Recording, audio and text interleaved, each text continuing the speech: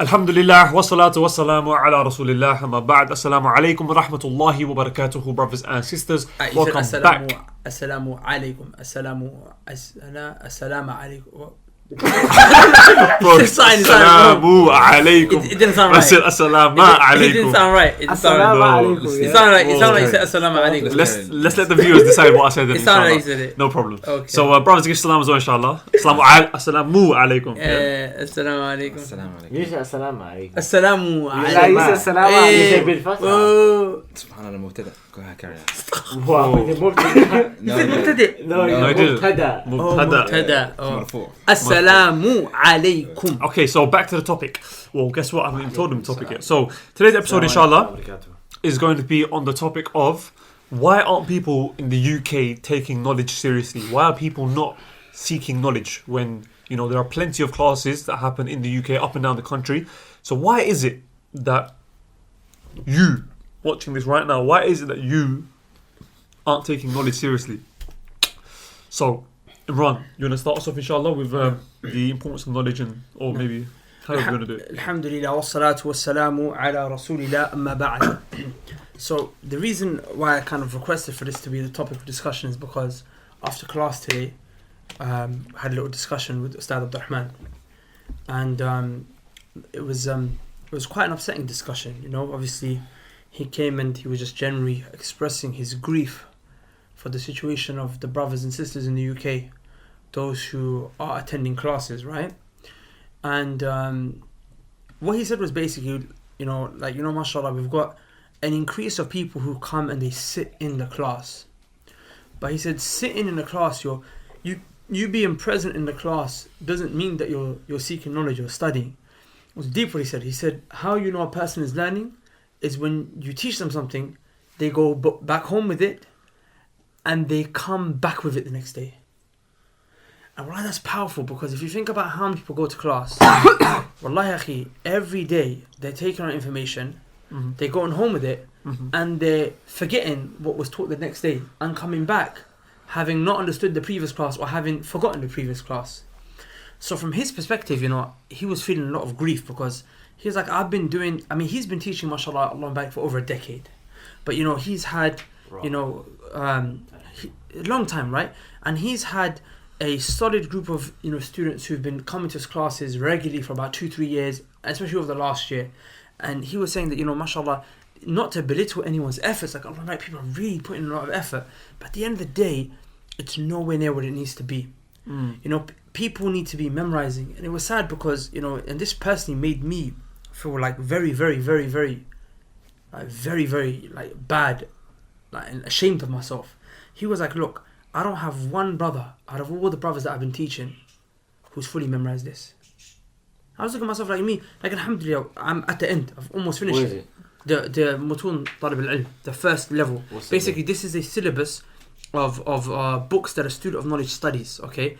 And each one is a part, and this is just the first level. Imagine if you had, you know, year 1, year 2, year 3, year 4, year 5, up to year 11. This is like year 1 of Islamic studies, right? And he was like, I don't even have one person who's memorized this, who can, like, you know, who I can say has memorized it solidly or whatever have you.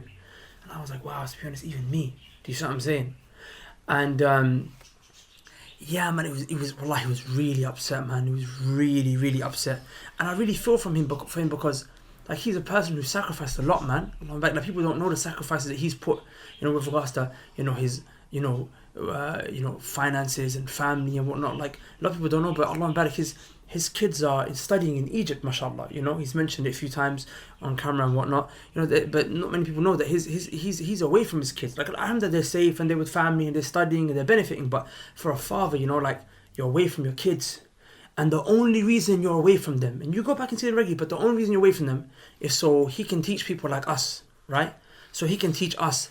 And at the end of the day, like, years have gone by, and okay, we're sitting in the class, sometimes falling asleep, sometimes wake, sometimes coming late. But are we really, like, producing anything?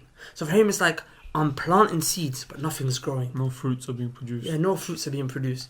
So I just thought to myself, you know what, yeah, because I'm involved when he said that. Like, I'm a person who's not producing to my standard by far, okay?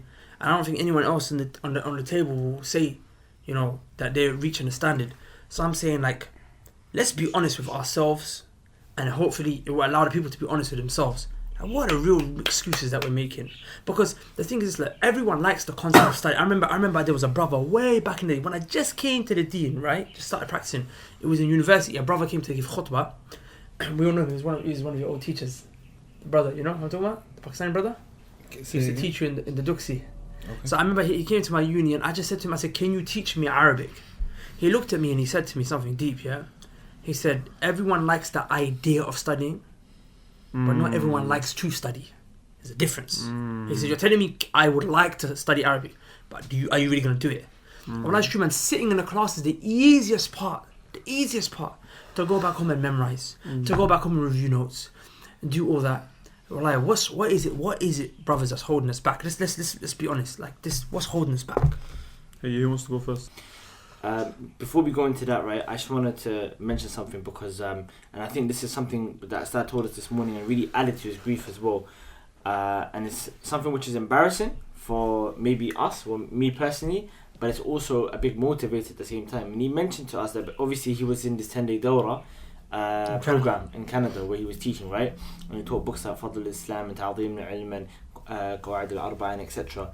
And he mentioned to us, he said, whilst he was there teaching, he said this first mustawa, this first level, he said all of these books, and there's 4 books here, right? Nawaqid al-Islam, Qawa'id al-Arba', Thalathatu Usul, and the 40 so Hadith. The 10 nullifiers of Islam, the 4 principles of Shirk, 3 foundational principles, which is the 3 questions in the grave, and the 40 hadith of Imam Nawawi. Good. And he said practically every single student memorized all of this in 10 days.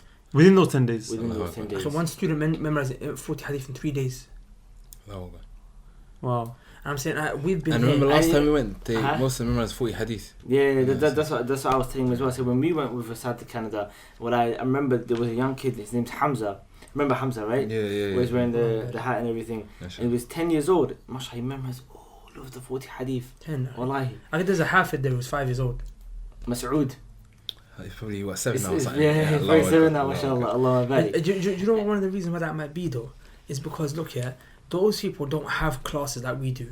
They don't have programs like, so they don't take it for granted. Yeah, but we're taking it for granted, man. And that's the point that I'm making, right? So when he said that, I can understand why he's a bit, upset. Like, imagine you've been teaching these books time and time again. Then at the end of it, he was like, I don't know one single brother that I've ever taught that's memorized all of that.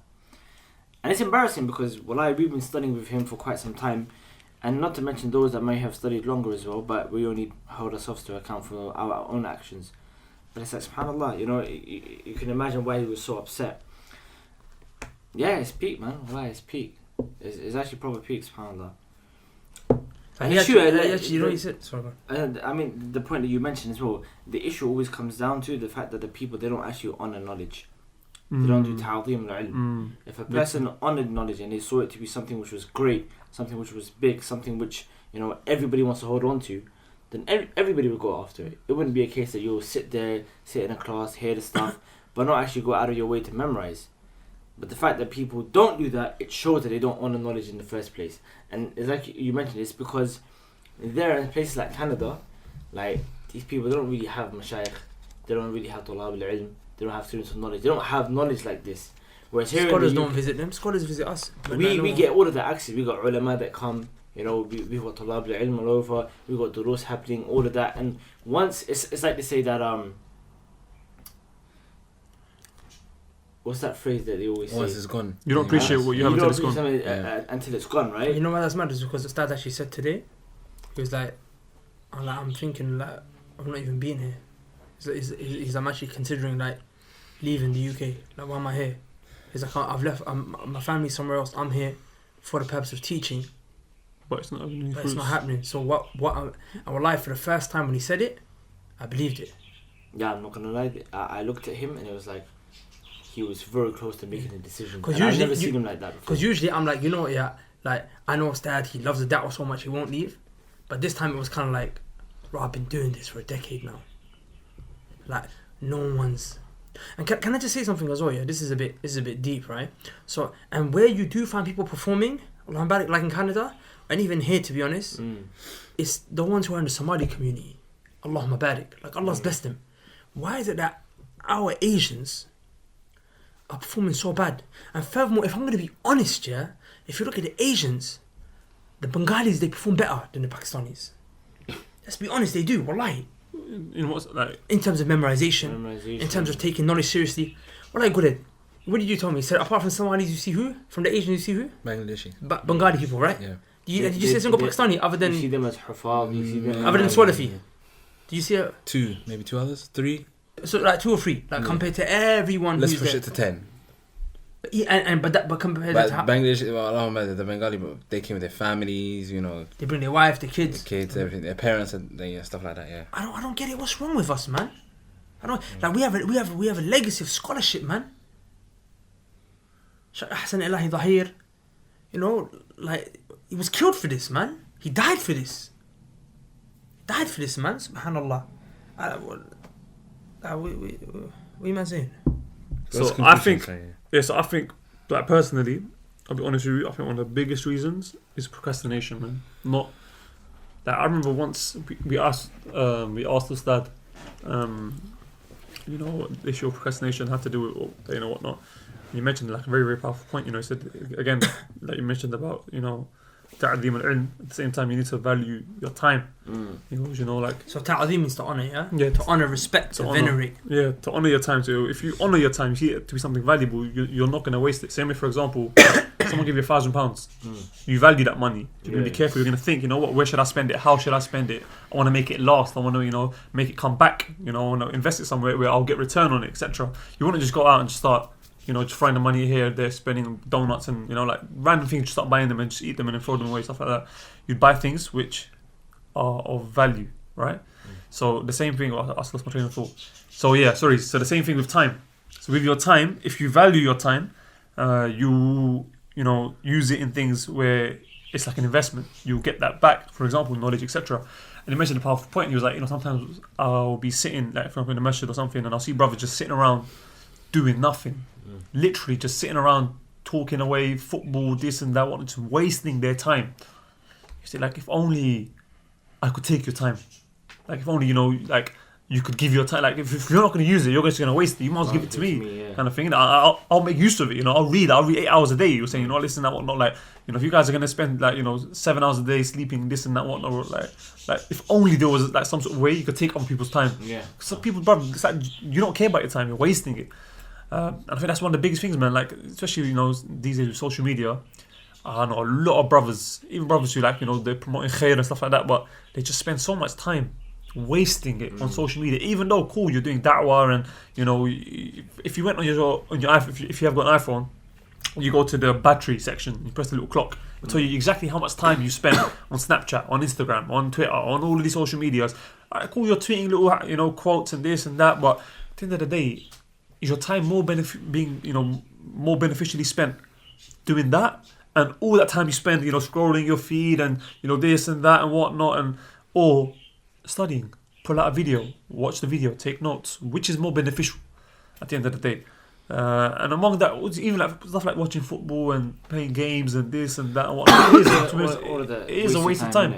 You know, and at the end of the day, on the day of judgment, you're gonna wish that you spent every single last second benefiting from it, so that it was an investment and you did get a return on it, rather than just watching your capital just, you know, fade away. But you know, got any other reasons of why people, you know, struggle to seek knowledge? What do you say, Strength? No, I can't even say nothing. Because, wallah, man, I know we all have commitments. Yeah, wallahi, we do. I mean, we all know each other, and I can vouch and say every single one of us has very busy, hectic, mad timetables, you know, but we still have 24 hours in a day. That's true. We can still give away at least 2 hours, and I'm sure we can get more, but like the minimum 2 hours a day studying every day. And you know, like, what I think a lot of people who are just listening don't realise as well, like, a lot of people come to Salafiyyah, innit? And again, it's like, remember, there's Salafiyyah theoretically and there's Salafiyyah practically. Da'wah to Salafiyyah necessitates knowledge. So it's true. People think I can just be Salafi and not seek knowledge. Like, I'm not saying you become a person of bid'ah. I'm not throwing you under the truck like that. But what I'm saying is that Salafiyyah, an essential component of it is ilm.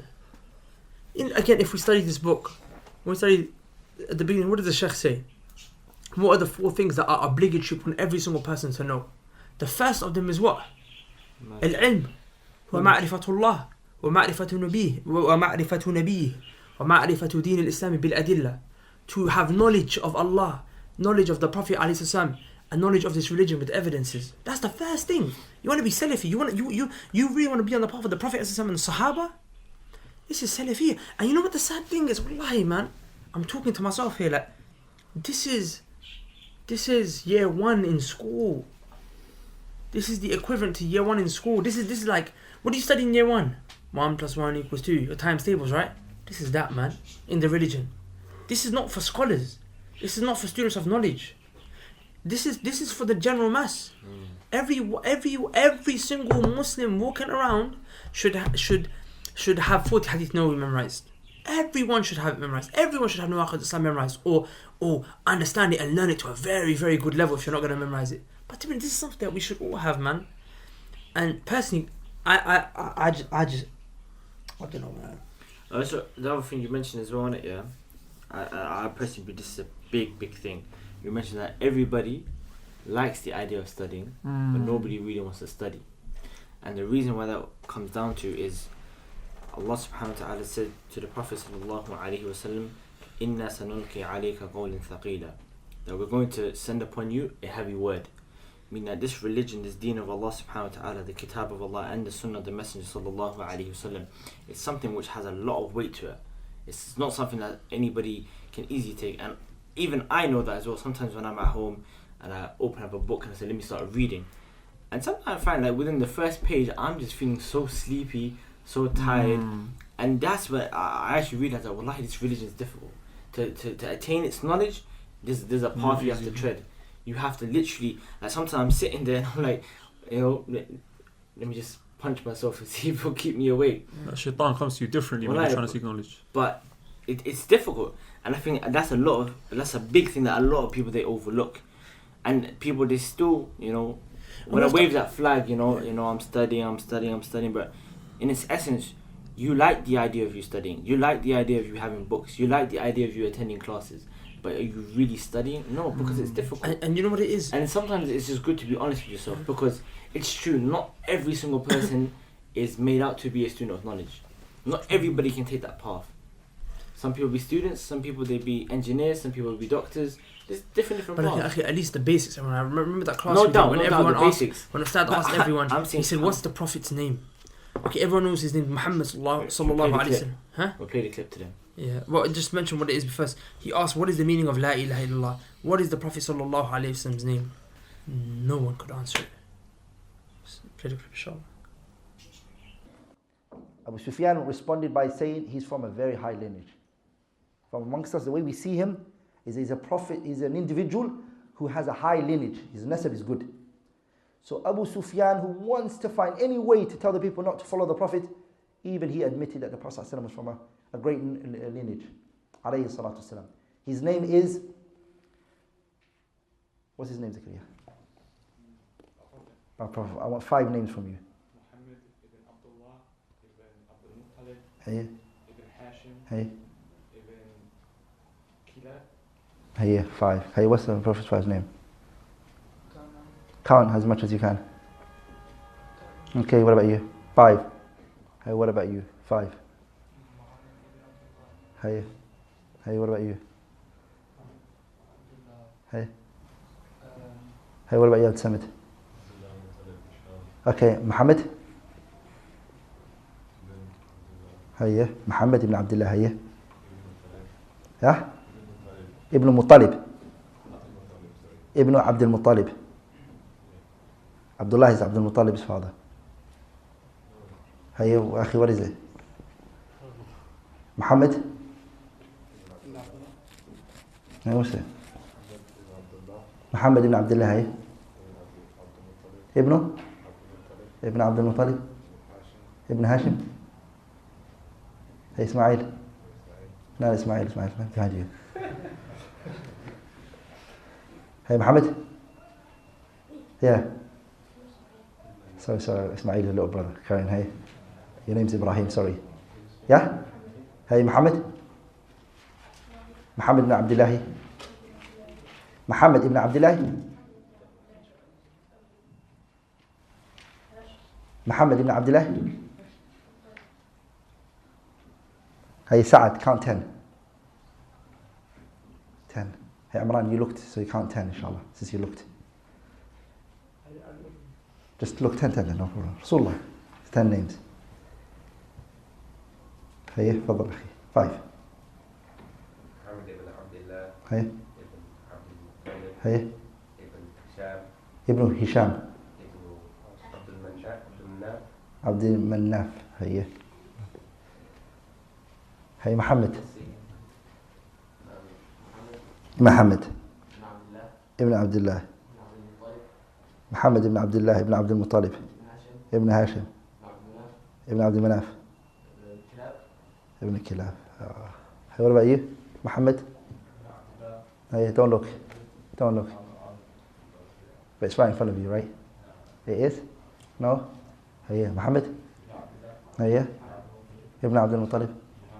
Ibn Hashim. You just picked that up now. Jazakallah for your honesty. Jazakumullah khairan. This is the person we should love the most, right? True or false? Billahi alaikum, brothers. Yeah? What's your name? Your name. Count your name. Yeah. 2, 3. Oh, your own name? Yeah. Oh, so there's no reason to blame you then. Sah? The Somalis, they know. How many names of yours do you know? Couple. Like 6, 7. 5. 5 of your own. What about Rasulullah? What about you? 5. Do you know more than 5 names of yours? 6, 7. Rasulullah, how much do you know? The reason I'm putting pressure on everybody right now and I'm pointing at people is I want you to know the severity of this. I don't like generally to pressure people like that and to make them feel uncomfortable. But this is aslul usul ya ikhwa, it's foundation, wallahi. Wallahi, it's a foundation. It's embarrassing. It is embarrassing that you don't know the Prophet's name and you know your name more. Extremely embarrassing. It's extremely embarrassing. Today, if you leave that room and you walk away, let it be the last time anyone asks you about the Prophet's name, except that you can count at least 5 of it, if not more. At least 5 names of his, or even more. His name is alayhi salatu wassalam, Muhammad ibn Abdullah ibn Abdul Muttalib. So it's Muhammad ibn Abdullah ibn Abdul Muttalib ibn Hashim ibn Abdi Manaf. So it's Muhammad ibn Abdullah ibn Muhammad. So Muhammad ibn Abdullah ibn Abdul Muttalib ibn Hashim ibn Abdi Manaf. If you learn those 5, that's enough. That's enough. But yeah, man, subhanAllah, it's deep, man. Anyway, in regards to Ustadh, right, we ended on a bit of a proposal with him. Because I'm not going to lie, he's quite upset, and he's upset with the brothers as well that come to classes. But he said, look, if you guys manage to do one thing, he said, I'll consider staying and carrying on with the classes. He said, bring me 3 brothers. First he said 3, then he went to 5, then he went back to 3 again. He said, it was actually me, I proposed it. Oh, you proposed it, right? Yeah, you put it to him. I said, what if, because obviously, you know, he's inshallah going to be teaching in India, right? He's coming back on the 5th of May, inshallah. I said, Ustadh, what if I bring you 3 brothers who have memorized all of this by the 5th of May? And you know, he said, you won't be able to do it. Based on his decade of experience, including yourself. He said not including me and Saad. He said not including us. Like, so 3 plus me and Saad. We've done it, but I'm saying he and I'm not gonna lie, right? That's a decade of his experience. But personally, I believe that we perform when the pressure's on, innit? And it's sad that the pressure has to be put on in this way, but it has to be put on, innit? So basically, I put you man down, innit? Who's you, man? Yeah. You don't have a copy, do you? I do. Oh, you have one? Yeah. You have one, right? You have a copy, right? No, if you got a copy, if you got a copy, I'll give you someone else. I'll hold on to it. Huh? Oh, it looked good. You got a copy, You got a copy, right? You got a copy. This one. New one, Not just that. There's a few brothers I'm gonna call out on it publicly. Yeah, is that okay? I mean, call them out. If we disagree, yeah, let we'll me be hear there. it. Yeah, brother Taha Hey. has to memorize all of this. Brother Shoot. Mr. Wavy. What's his nickname? What's it? Who? Taha. Monzo. Brother Mr. Wavy, who's behind the camera. Wait. Allah Barik. Brother Awab, because he comes every day.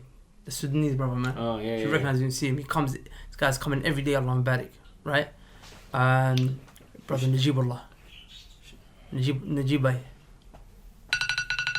That's time. I'm saying they've been called out. Furthermore, you know another guy who I called out? Salafi. Ooh. Salafi, okay. Yeah. Salafi. I gave him a copy. And Nasir. Okay. Allah back. Nasir's memory is very good. Nasir. And you know what we do? We'll record, start testing us. Ooh. That's everyone. And this is going to be recorded. Okay? And at the beginning, remember the Salaf said at the beginning, we sought knowledge for other than Allah. Then knowledge became only for Allah. So maybe this is for the pressure for the camp, no problem. But inshallah, eventually, it will become for the sake of Allah. That's everyone. And I believe everyone can do it. And shall I tell you what it is? Alhamdulillah, many of the brothers I've mentioned have already memorized parts of it, either half of it, great portions of it, one book of it. But for a person who's memorized nothing of it, these are just very small pages. You just have to do 4 pages a day. Just 4 pages a day. 4 pages a day. Very small pages. Very small pages. Very small pages. Very small pages. And I know every brother that I've mentioned, I know he can memorize. Someone else might be able to only do 1 a day. Someone else might be able to do only 2 a day. But I know every brother I've mentioned, I know personally every one of you. Which I don't know about a web, but he's Sudanese, man. This is what these guys do. Allah Barik. It's Sudanese, right? Yeah. Allah Barik. All of them can do it. Hey, no problem. So we'll leave it there for today, inshallah. But one more thing I want to add. You know what the saddest thing is that there's people out there who, attribute themselves to da'wah, say that, the da'is, so on and so forth. Right, they've probably never even looked at this book. They've never even considered studying it. And they're out there debating the non-Muslims on the issues of Islam, debating other Muslims and, pushing, that they're, I don't know, man. But yeah, let's leave it there. And shall I tell you what's powerful here? Is wallahi, through these 4 books in here, wallahi, yeah, I learned how to refute the Shia from here. Wallahi, I learned how to refute atheists from here. Wallahi, Barelvis, wallahi, Takfiris, Khawarij, all these different sects from Ustadh of explanation of this. One little small book. Atheism, Christianity, Hadith rejectors, reminders, so many principles of the religion, Qawaid, Usul, so much we learned from just here.